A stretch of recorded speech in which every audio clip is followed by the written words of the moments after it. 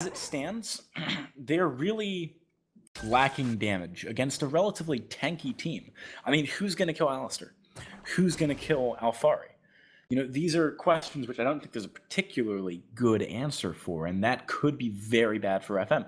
What they need to do is sort of snowball things out of control, I feel. Or abuse rotations and split pushing to try and make it so Infused can't utilize their team fighting strength. Whether or not that's going to be doable is yet to be determined, and I'm excited to see, because if FM win this, they get those BYOC tickets and they win the qualifiers. Yeah, and it is very likely that they will earn a high seeding coming into the main tournament. Meanwhile, Tundra is quite a little bit out of position, but he's probably just going to walk away from that. He will take a large amount of poke coming into lane. I wonder whether or not he's still going to go a little bit aggressive. He's got his 4-pull blades, which is going to heal him up a little bit, which is nice. And the fact that Alfari is doing this blue with Memento does mean that he knows he has a little bit of time to sustain in that top lane anyway. With regards to the bottom lane, though, this is going to be an interesting one, though. How do you think that Urgot, Trundle, is going to do against Sivir Alistair? I think that's going to be a really interesting lane.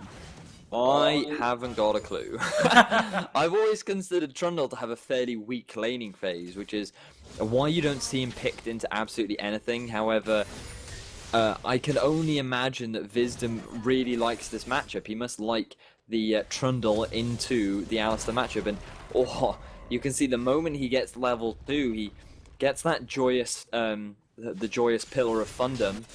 And does get a little bit knock up onto Polk, but not much really going to come of it. But while you were saying they need to snowball, I feel like they do have the bot lane to do that, because what I feel they have is something that I call the Victor effect. Now, the Victor effect is when Victor was first released, he was incredibly powerful, but nobody knew it, because nobody knew how to play him, as is often with new champions. And often I would play him in solo queue and I would one-shot my opponent, basically because people had no idea what he even did. And so I called that the Victor effect. And basically what it means is when people are in matchups where they don't know really what their opponent does and their power spikes because they're unfamiliar with the matchup, that's definitely putting them at a disadvantage, and they fall prey to what I call the Victor effect. And it's interesting that you mentioned that, because back when Victor first came out, his damage from his full combo was higher than anything else in the game. Yeah. Like, by a long shot. And no one realized. And Yeah. I was sitting there trying to tell people, look, Chaos Storm, when you put it on them, it deals like, all of your health. Is that really bad? And they'd be like, oh, he's trash, man. That was back when DFG was out as well. Yeah. And I used to, people used to sit there and be like, oh, Victor's not very good. And I'm like, I call him the tank killer, because the moment you complete DFG, I don't care how much magic resist you've got. If I drop my full combo on you, you will die. So yeah, that's why I call the Victor effect. Meanwhile, a bit of aggression in the bottom. Yeah, they do actually have some good poke down onto Poke, but mana that Toaster is burning through right now is really going to start to be an issue soon. They can't keep this up. It does seem that way, but he does have a mana pot. He has decided... one thing we used to see a lot from this bot lane and mid lane Urgot was running Flask rather than something like a Doran's Blade. Meanwhile... The pillar actually does keep him in range here. I wonder if they've got the damage, but here comes the counter gang Memento. He's coming in. Toaster, he needs to get out of there. Flashes away. Arfan, he goes down as well to Wisdom. Wisdom needs to get out of there, though. He's being chased up. Because of that movement speed, though, he's able to get out. So not a bad trade. I mean, Wisdom got the kill on the side of FM, which isn't ideal. But the fact that Memento picked it up on Evelyn is not the end of the world for FM. It's much better than someone like Polk getting it. Yeah, I mean, if you think about it, it's definitely, you want that early snowball. We know how well Memento does in terms of applying early pressure, and if you're going to give anyone a kill and you want the early snowball to get going, then the best person to give that to is Memento, and I'm sure that with this advantage he will use it fairly well. You can see he hasn't decided to go back just yet. He's going to pick up a bit more gold, but I hope that he doesn't go for the Runeglaive build. I hope he goes for a more AD-centric and build fairly tanky. Purely because I've never been a fan of AP Evelyn. I feel that it really doesn't offer very much. and that it's not especially strong. But we will have to. That is obviously just my opinion.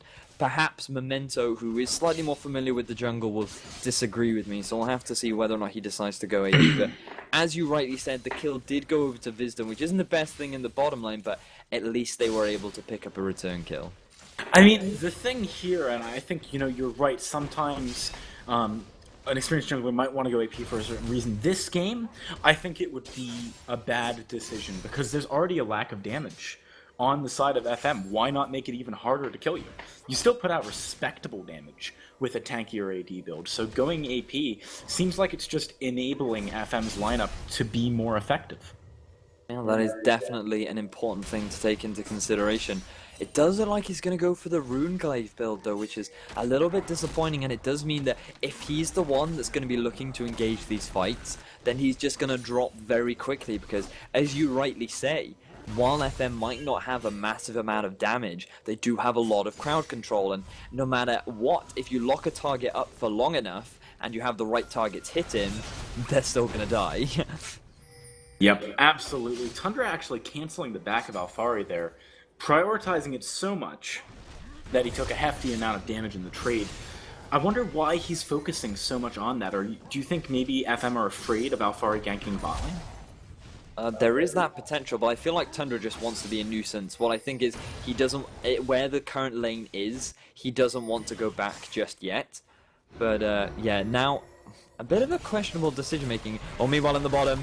Oh, Poke is getting engaged on. It looks like FM thinks they've got the advantage. Memento comes in. Shen ultimate as well. Stand United onto Toaster. He's gonna get out of there. Can they pick up a kill?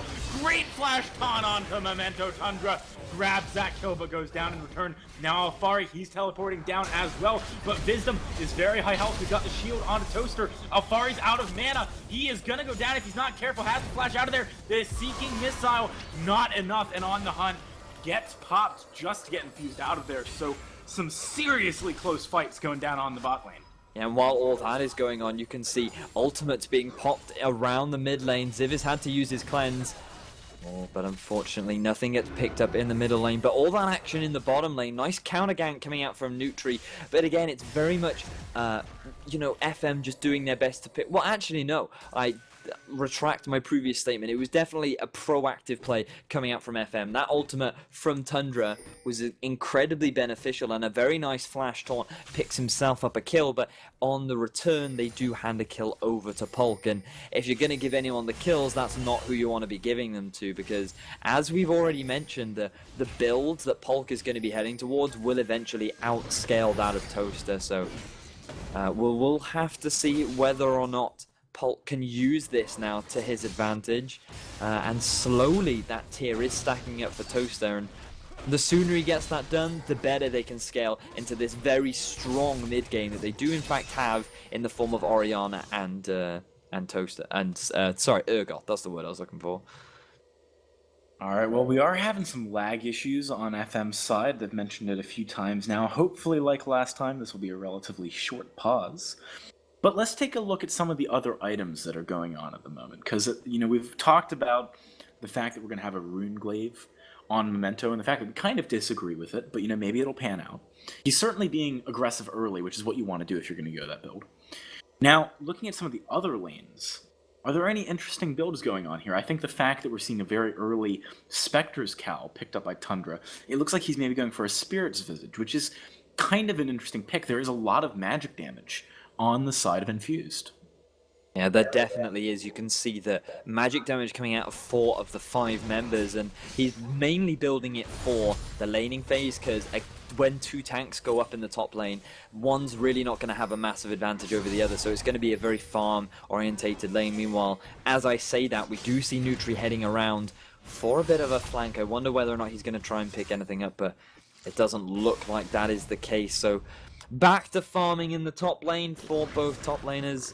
And yeah, I do expect the Spirit Visage, but it works perfectly for Shen. As you already mentioned, he gets nice sustain from his Vorpal Blade, and Spirit Visage just contributes to that. Not only that, he gets more cooldown reduction, excuse me, so that means he can throw out that taunt more often. So not really that surprising. After that, I expect him to go towards that Sunfire Cape, so that his split pushing pressure becomes a lot more deadly.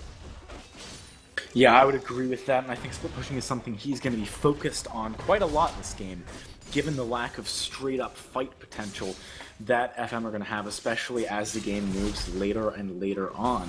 Now, in the bot lane, I want to talk about this, because this lane isn't going all that well for FM. There's a 10, actually that's a lie, there's a 16 CS lead for